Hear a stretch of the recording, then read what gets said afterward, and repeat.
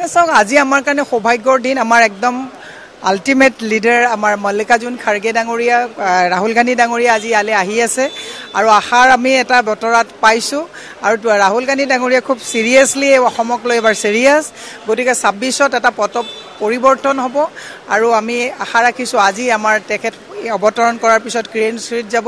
কিৰণশ্ৰীত গৈ পেলাই তেওঁ দিল্লী অসমৰ বিভিন্ন সমস্যাক লৈ ডেলিগেটছ মিট এটা হ'ব তাৰপিছত আমাৰ কোৰ কমিটিৰ মিটিং হ'ব তাৰপিছত পৰ্যায়ক্ৰমে 6 গাঁৱলৈ যাব আজিৰ পৰাই আমাৰ যিমানসকল কৰ্মী আছে কঁকালত টঙালি বান্ধিব 26ত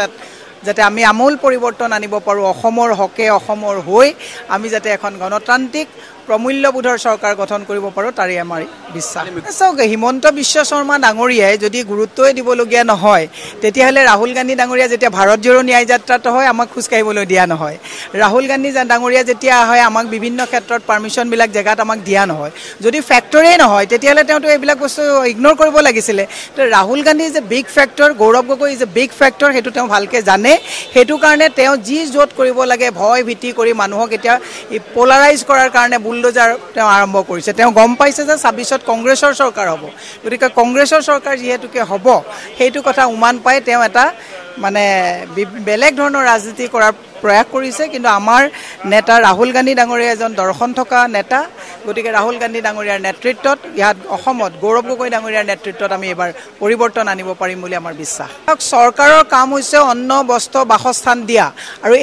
এইজন মুখ্যমন্ত্ৰীৰ কামটো হৈছে বুলডোজাৰ দি পেলাই মানুহৰ ঘৰ ভাঙা গতিকে তেওঁ কৈছে যে তেওঁ মানুহক যেতিয়া উচ্ছেদ কৰে তেতিয়া বাংলাদেশী সজাই পেলাই তেওঁলোকে এটা আভুৱা ভৰি মানুহক তেওঁলোকে উচ্ছেদ কৰিব আহে আজি ডিমা হাছাওত যাওক আজি আপুনি কাৰ্বি আংলঙত যাওক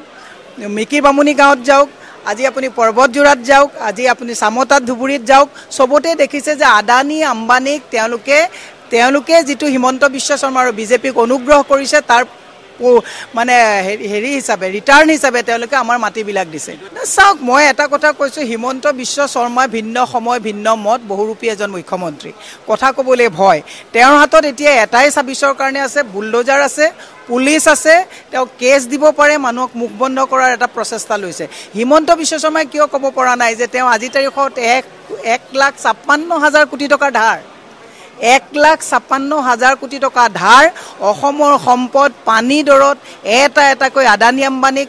উন্নয়নৰ নামত দিছে আমি কৈছোঁ আমাক উন্নয়ন লাগে কিন্তু আমাৰ ভূমিপুত্ৰসকলক উচ্ছেদ কৰি আমাৰ মানুহক গৃহহীন কৰি আমাৰ মানুহৰ ওপৰত বুলডোজাৰ চলাই আমাক তেনেকুৱা উন্নয়ন আমাক নালাগে সেইকাৰণে মই এটা কথা কৈছোঁ হিমন্ত বিশ্ব শৰ্মাই নকয় কি তেওঁ যেতিয়া যি কথাৰ প্ৰয়োজন সেই কথাবিলাক কয় বহু কথা কৈছিলে ডেটবিলাক দিছিলে আজি তল পৰিছে এই কথাবিলাক গতিকে হিমন্ত বিশ্ব শৰ্মাৰ ভিন্ন সময় ভিন্ন মত আমি এনেকুৱা ভিন্ন মতৰ এজন মুখ্যমন্ত্ৰীৰ পৰা তেওঁৰ পৰা আশা কৰা নাই মই এটা কথাই কৈছোঁ যে কংগ্ৰেছ যে ফেক্টৰ হয়